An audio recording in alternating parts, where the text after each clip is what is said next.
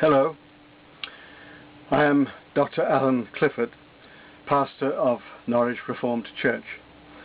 I'd like to share with you an unusual occurrence in my life as a pastor. Unlike London, Birmingham, Bradford and other English cities, Norwich has a very small Islamic community. However, Muslims are not that difficult to see from time to time, especially in the city centre. That said, I had an extraordinary encounter with a Muslim mother and her 4 children in a very unusual location on the evening of the 14th of April 2015. Having made a pastoral visit in the city in the late afternoon, I had an elders meeting at 7:45. This involved a longish walk from Northumberland Street, made easier by a shortcut through the large Earlham Cemetery. Normally closed at 6 p.m, one small entrance was padlocked. However, I noticed the Dereham Road main gate was still open. Having seen a jogger on the inside cemetery path and the evening being fine, I thought there would be no difficulty in making my way to the Earlham Road exit on the other side, about half a mile away. As I approached the crematorium in the centre of the cemetery, discomfort in my right foot suggested a welcome rest on a seat beside the main access drive. So I sat down, enjoyed the quietness, and spent some time in prayer for the lady I'd visited and for the meeting I was about to attend.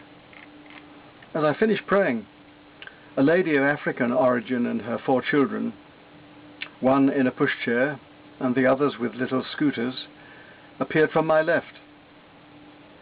The mother's attire indicated that she was a Muslim. I said hello as they passed, making their way to the main Earlham Road exit. After a few more minutes, I too continued my walk to the exit, only to find the mother somewhat perturbed that the main gate was locked. She had taken the children for a walk through the cemetery, so the little one in the pushchair might fall asleep. So we were all unable to get out. The time being after 7 p.m, I too expressed concern. I told the lady that I was a Christian pastor and that I had a church meeting at 7:45. No one could be seen and neither of us had a mobile phone to contact anyone. The only option was to seek another exit that might not be locked. So I suggested we made our way around the perimeter path, hoping at least that the entrance I had used might still be open. As we walked hastily, I asked the children's names and how long the family had been in Norwich. The answer was 6 years since they left Nigeria. What a bizarre situation this was. A Muslim family locked in this large city cemetery with a Christian pastor. I then embraced the opportunity to speak to the mother about Christ. Hoping she might be happy to hear this, and not knowing how committed she was to her Islamic religion, I started with my personal testimony. I told her that, as a teenager, I had trusted in Jesus, my Saviour, who died for my sins on the cross. I was disappointed. This was a feisty lady. Her immediate response was to question my belief that Jesus had actually been crucified. Her sharpening tone told me that she was a thoroughly convinced Muslim who had no sympathy with traditional Christian beliefs. With no way of escape, we were now locked in debate, literally and metaphorically. I continued to affirm my faith in the truth of the Bible, about the life, death and resurrection of Jesus, that he was the Son of God and the only Saviour of the world. The more I testified, the more she contradicted me. With increasing hostility of tone, the lady said that Allah does not have a son. But God does, I insisted, and you reject him because you think we speak biologically instead of metaphorically. Appealing to the Quran, the mother said that they do accept Jesus. We call him Isa. Yes, I know. I have studied Islam, I replied.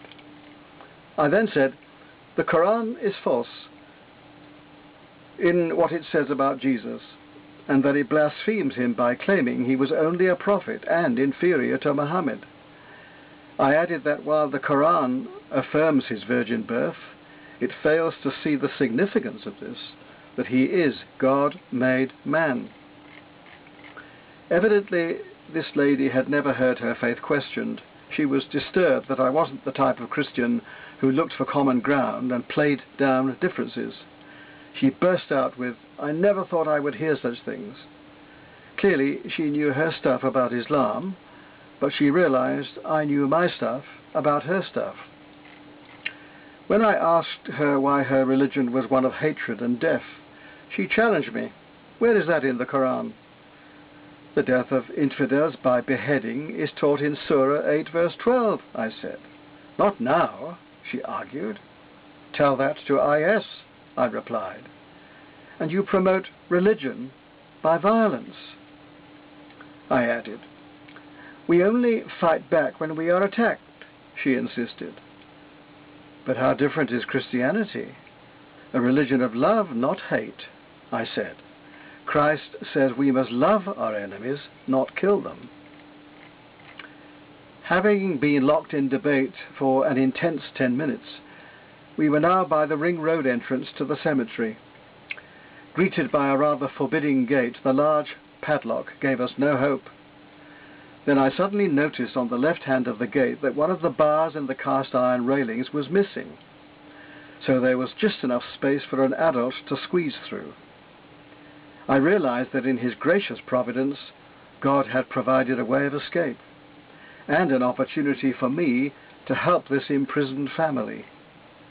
I made my exit through the gap. I then helped the older children through, followed by their scooters.